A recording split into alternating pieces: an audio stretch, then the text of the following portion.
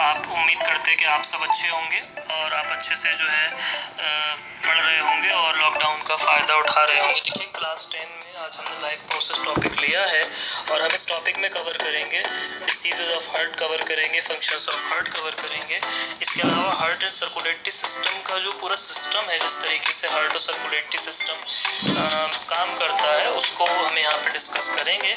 और पिछली वीडियो को वो आपको बहुत सपोर्ट मिला, आपको बहुत साथ मिला, उस सब के लिए बहुत बहुत thank you very much. And I suppose that I will try to be make a good sense of your videos for you। तो मैं आपके लिए वीडियोस बनाता रहूँगा और आप अच्छे से जो है तैयारी करें। मेरी बस यही एक इच्छा है और एक पेशन बनाए रखिए अपने अंदर, ताकि आप अच्छे से तैयारी कर पाएँ।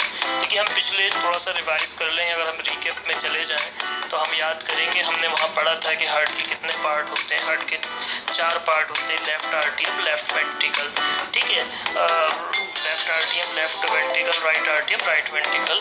उसके बाद हार्ट एक मस्कुलर ऑर्गन है, फिस्ट के बराबर होता है, हमने ये भी पढ़ा। इसके बाद हमने पढ़ा कि उसके अंदर जो है ब्लड पाया जाता है, ब्लड का क्या काम होता है, ब्लड कैसे काम करता है और ब्लड की क्या क्या चीज़ें ज़रूरी है। इसके बाद हमने जो है बात करी थी कि उसका जो RBC है और WBC है वहाँ पे वो किस तरीके से काम करती है, या RBC WBC इस तरीके से मिलके काम करती है, कितने दिन तक रहती हैं, ये सब हमने पिछली वीडियो में डिस्कस कर लिया था। अभी जो हम डिस्कस करेंगे वो डिस्कस करेंगे आपका जो है हार्ट का फंक्शन, और हार्ट किस तरीके से पंपिंग करता है, किस तरीके से ब्लड को ले जाता है, किस तरीके से जो है ब्लड के साथ में जो है अपनी वर्किंग करता है और पंपिंग करता रहता है, उसको हम यहाँ पे समझेंगे। तो जुड़े रहिए हमारे चैनल के साथ में, और हमारे चैनल पे जितना भी कंटेंट है वो सब आपको फ्री मिलेगा। और बिल्कुल जो है हम कोशिश करते हैं कि इस तरीके के एनिमेशन के ज़रिए या 3D के ज़रिए आपको अच्छे से बताए, ताकि जो है आपके दिमाग में ये चीज़ें बैठ जाएँ और आसानी से आप इन सबको सीख पाएँ। तो उम्मीद करते हैं कि आज का वीडियो सेशन भी पसंद आएगा आपको, और इसी से उम्मीद के साथ हम यहाँ पे आज की वीडियो के साथ हम इस वीडियो सेशन को शुरू कर रहे हैं।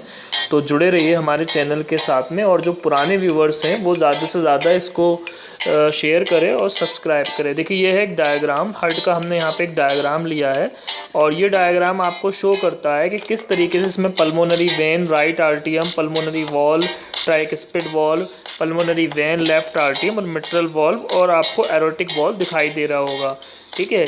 तो हम जो देख रहे हैं कि जो सबसे मोटी आर्टरी है वो पल्मोनरी है, पल्मोनरी वेन है, ठीक है।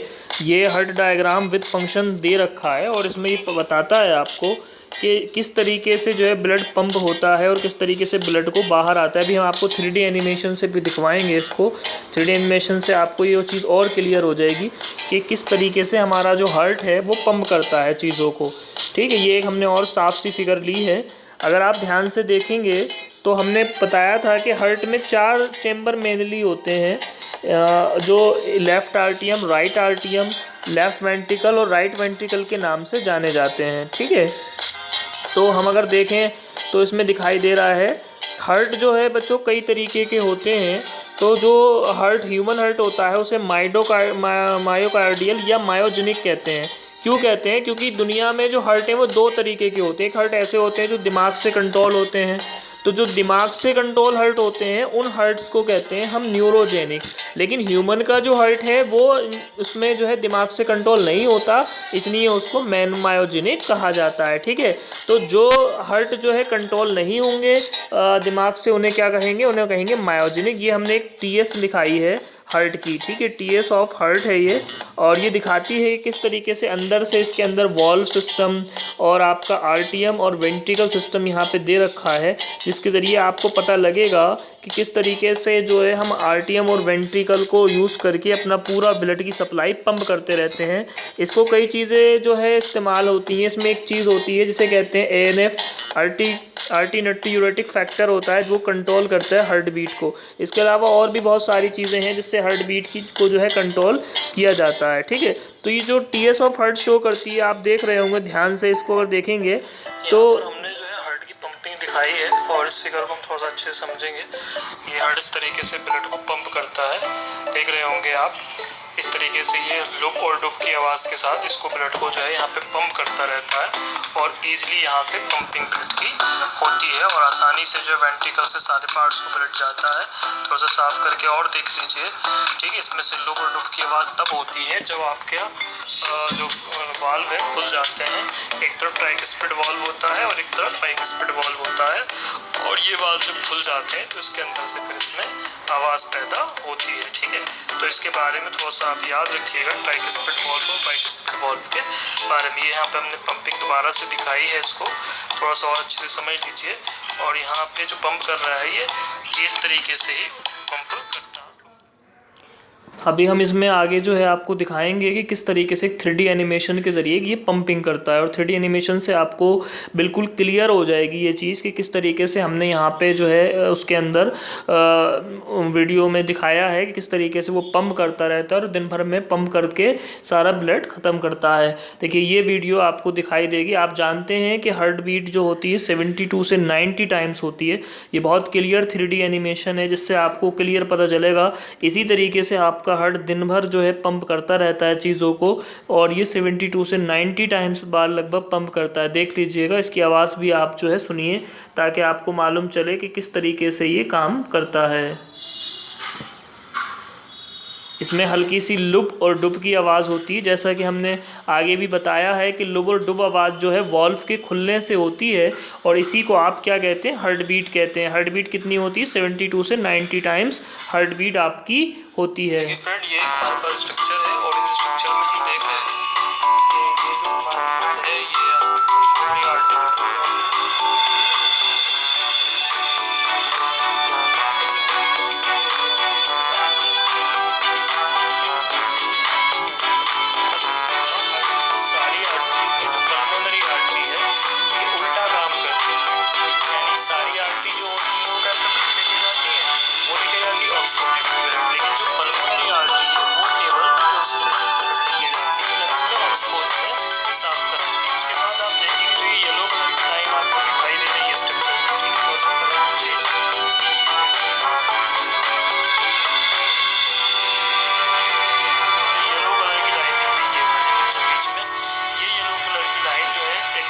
कैनाल कहलाती है और इसको जो है दो पार्ट में डिवाइड करती है। दिख रहा होगा आपको, देखिए ये है राइट आर्टरी, ये राइट आर्टरी दिख रहा होगा और ये है आपका लेफ्ट आर्टरी, ठीक है। तो लेफ्ट आर्टरी और राइट आर्टरी जब ब्लड जो है, देखिए आप इसको एक फ्लो डायग्राम से समझिए। मिसाल के तौर पर ये आपके पास एक हैंड है, ठीक है। आपके पास ये क्या है, एक हैंड है और इस हैंड में क्या है कि आपका जो ब्लड है वो डीऑक्सीनेटेड हो गया है। कैसा हो गया ब्लड? तो आप याद रखिएगा कि जो डीऑक्सीनेटेड ब्लड हो गया है, ये डीऑक्सीनेटेड ब्लड जो होता है ये आता है आपका राइट आर्टरी, आता है राइट आर्टरी, ठीक है। तो अब राइट कौन सा है? ये यहाँ आ जाता है।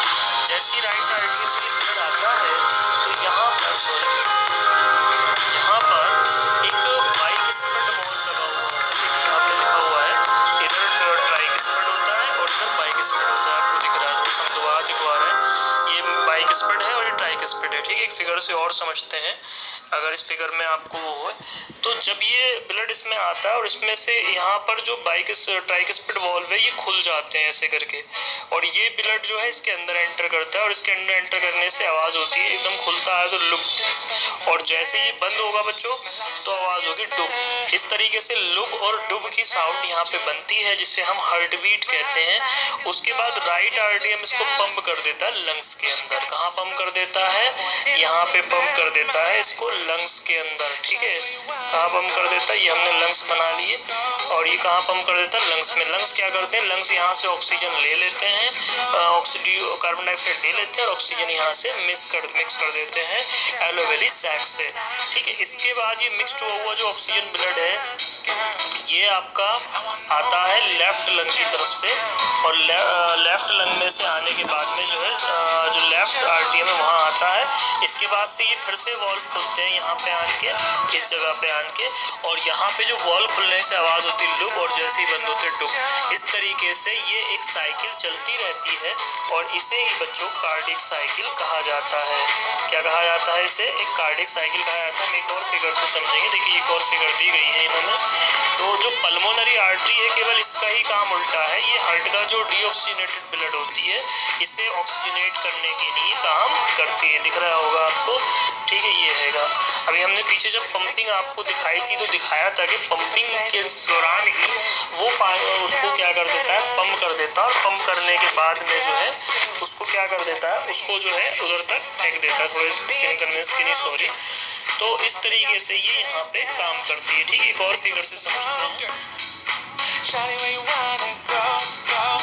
देखिएगा ये थोड़ा साफ फिगर है हमारे पास और दिखाई दे रहा होगा आपको। ये पल्मोनरी वेन है, ठीक है, और ये वाली रेड कलर की, और ये है पल्मोनरी आर्टरी। जबकि और आर्टरीज क्या करती हैं, और आर्टरीज जो होती हैं वो ब्लड लेके जाती हैं हार्ट टू ऑर्गन्स, और ये जो पल्मोनरी वो है वेन जो है, पल्मोनरी आर्टरी जो है ये लेके जाती है आपका हार्ट टू लंग्स।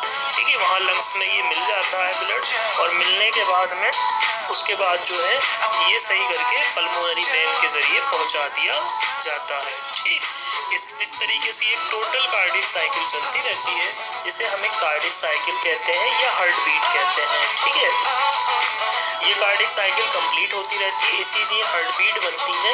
और हार्ट बीट को जो मेजरिंग किया जाता है वो किया जाता है 72 से 90 टाइम्स किया जाता है। कितना किया जाता है? 72 से 90 टाइम्स हमें इसको मेजर करते हैं। ठीक है, तो ये हो गई है कार्डियक साइकिल। ठीक है, इसका हम एक फुल डायग्राम सर्कुलेशन और समझ ले। पर्मुलरी सर्कुलेशन यहाँ आपने दिखा है, आपको दिखाई दे रहा होगा।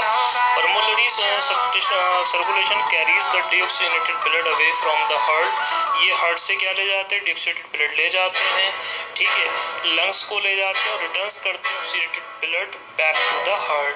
यानी चूंकि हार्ट को भी ऑक्सीडेटेड ब्लड की जरूरत है, तो ऑक्सीडेटेड ब्लड की जो जरूरत है वो कौन पूरा करता है? पर्मुलरी सर्कुलेशन पूरी करती है। या कोई डायग्राम में दिखाया है, यहाँ से आपको दिख रहा होगा। यहाँ से क्या कहाँ ले जाते हैं? कितनी ले जाते हैं हार्ट को। ठीक है, और ये पतली में कहाँ यहाँ से दिखाया गया राइट ऐसे करके, और ये इसके अंदर से। ठीक है, इसे कहते हैं पल्मोनरी सर्कुलेशन।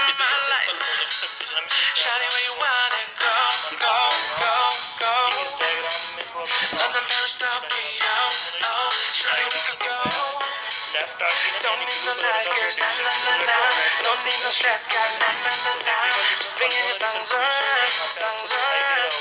कि जो लेफ्ट में है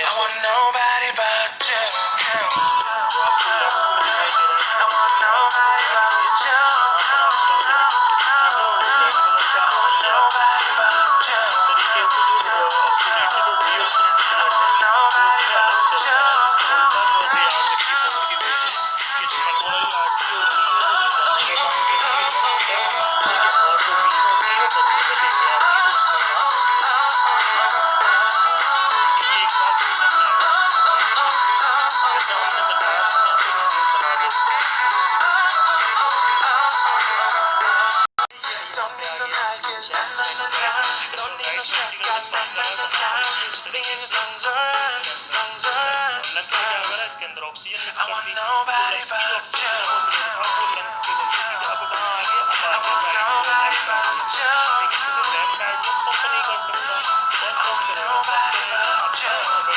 यहाँ से ये आवाज फिर से हुई और ये इस तरीके से आपका जो इस तरीके से बॉडी का जो ब्लड है वो सर्कुलेट करता है। इंसान के शरीर में 5 से 6 लीटर ये सारा ब्लड प्रेशर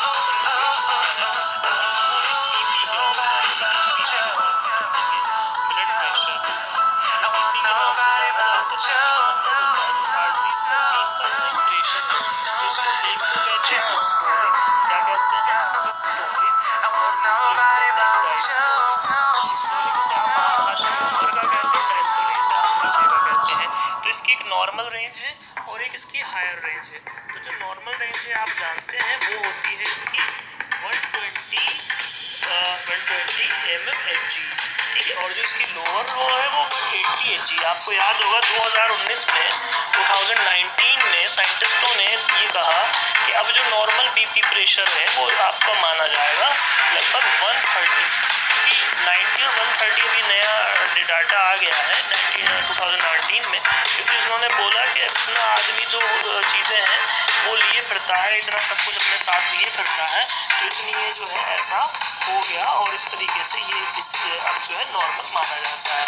ठीक है। बीपी को मेज़र करने के लिए हम एक इंस्ट्रूमेंट का इस्तेमाल करते हैं। ठीक है। और वो इंस्ट्रूमेंट जो है अभी हम आपको दिखाते हैं, ये है सिफ्कोमैग्नोमीटर। ठीक है। इसमें क्या होता है बच्चों, ये एक जो रबर का पैड देख रहे हैं आप, ये वाला पैड, ये मरीज के हाथ पे बांध देते हैं जिसका हमें बीपी लेना है। ठीक है। उसके बाद जो डॉक्टर्स होते हैं वो इसको पंप करते रहते हैं। ये जो आपको पाइप जैसी स्ट्रक्चर दिख रही है, इसको पंप करते रहते हैं। पंप करने के बाद यहाँ पे जो मरकरी है आपकी, यानी ये वाली मरकरी, ये ऊपर को चढ़ती रहती है, ये ऊपर चढ़ती रहती है इस तरीके से, तो सिस्टोलिक का जो होता है ऊपर, और जब वो लास्टली छोड़ देते हैं प्रेशर लगाते लगाते, तो जो नीचे को शो करती है उसे कहते हैं आपका डायस्टोलिक। क्या कहते हैं? डायस्टोलिक। तो अभी जो नॉर्मल था, पहले तक नॉर्मल था 120, ठीक है, और 80 तक। ठीक है। अभी जो नए आंकड़े आए हैं उसके हिसाब से 130 और 90 तक का जो प्रेशर है वो आपका नॉर्मल माना जाता है। अब बात कर लेते हैं हार्ट बीट की। जैसा मैंने बताया था कि दोनों वाल्व के खुलने से आवाज पैदा होती है और इसी आवाज से जो है लुगुल डुब यानी हार्ट बीट बनती है। तो उसी हार्ट बीट को बनाने के लिए एक जो नापने के लिए यंत्र का इस्तेमाल किया जाता है जिसको स्टेथोस्कोप कहते हैं। और स्टेथोस्कोप आज एक सिंबल हो गया है डॉक्टर्स का, जैसे काला कोट डॉक्टर वकील को शो करता है, स्टेथोस्कोप है वो डॉक्टर को शो करता है। तो जो नॉर्मल रेंज है हार्ट बीट की वो 72 से 90 होती है लगभग 1 मिनट में। ठीक है। तो 72 मानी जाती है वैसे, लेकिन जो इसकी सही रेंज है वो 70 से 90 तक हो सकती है। ठीक है। और इसको जो है स्टेथोस्कोप से मापा जाता है। ठीक है।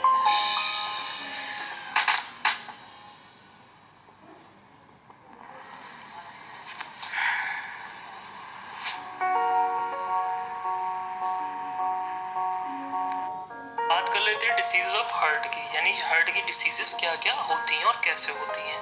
तो हार्ट की जो डिसीजेस है बच्चों, जिस तरीके से आप ये फिगर देख रहे हैं, ब्रेन से सीधा कनेक्शन है हार्ट का। तो ये इमेज दिखाती है कि जो माइग्रेन होता है इंसानों में, माइग्रेन की जो प्रॉब्लम होती है वो भी कुछ कुछ इससे रिलेटेड होती है हार्ट की परेशानी से, और हम उसे अभी समझेंगे और आगे पढ़ेंगे। ठीक है। तो हम यहाँ पे जो हार्ट की बात करेंगे उसमें पहली बीमारी लेंगे आपका हार्ट एंजाइना कहते हैं उसको, एंजाइना, क्या कहते हैं उसको? एंजाइना कहते हैं। ठीक है। एंजाइना में क्या होता है फिगर से समझेंगे। इंसान को जो है सीधे से यहाँ पर जो है सीने में दर्द होता है, और ऐसा इसलिए होता है कि जो थोड़ी देर के लिए जो हार्ट की मसल्स हैं, यानी जो हार्ट पे मसल्स हैं, उनको जो है क्या होता है ऑक्सीजन नहीं मिल पाती है थोड़ी देर के लिए। क्या होता है उनको थोड़ी देर में के लिए जो है ऑक्सीजन नहीं मिल पाती, और ऑक्सीजन ना मिलने की वजह से उनके पास उनको जो है दर्द सा महसूस होता है, जिसकी जो ऐसा लगता है कि हार्ट अटैक है। लेकिन उसको क्या कहते हैं? उसको एंजाइना कहते हैं। क्या कहते हैं? एंजाइना। ठीक है। और एंजाइना में क्या होता है, हार्ट की मसल्स को ऑक्सीजन नहीं पहुंच पाती, जिसकी वजह से जो है हमें हार्ट बीट को रुकता हुआ महसूस होता है और हमें दर्द महसूस होता है। उसके बाद हार्ट फेल्योर की बात करेंगे। जब धीरे धीरे हमारा हार्ट जो है वर्किंग सही से नहीं कर पाता, पंप सही से नहीं कर पाता, तो हमें हार्ट फेल्योर की शिकायत होती है, और ये प्री अटैक होती है फर्स्ट, सेकेंड, फिर थर्ड। लेकिन इसका जो शुरुआती सिंपल है वो सिंपल है बीपी का बढ़ना। जैसे जैसे बीपी बढ़ता है उसी तरीके से हार्ट फेल्योर की जो दिक्कतें हैं वो बढ़ना शुरू होती हैं। इसके साथ एक और डिसीज हो सकती है जिसे पैरालिसिस कहते हैं। पैरालिसिस में क्या होता है कि जो ब्लड वेसल्स हैं वहाँ पर आपकी क्या होती है, क्लॉट जम जाता है ब्लड का, और जो सीधे कुछ पार्ट है उनमें कुछ देर के लिए ऑक्सीजन नहीं पहुँचती, जिससे कि वो पार्ट जो है वो सुन्न हो जाते हैं, और इसे पैरालिसिस या फालिस का असर कहते हैं। ठीक है फ्रेंड। तो ये हो गई हार्ट की डिसीजें। तो फ्रेंड ये था हमारा आज का लेक्चर 2 जो हार्ट एंड सर्कुलेटरी सिस्टम पे था। उम्मीद करते हैं कि आपको ये लेक्चर बहुत पसंद आया होगा और आपको ये लेक्चर समझ में आया होगा।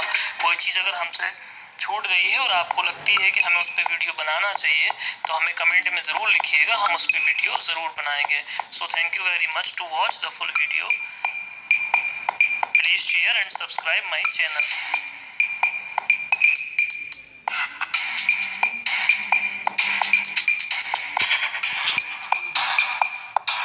लास्ट में ये कुछ पॉइंट हमने दे दिए हैं, ये भी आप पढ़ते जाइए।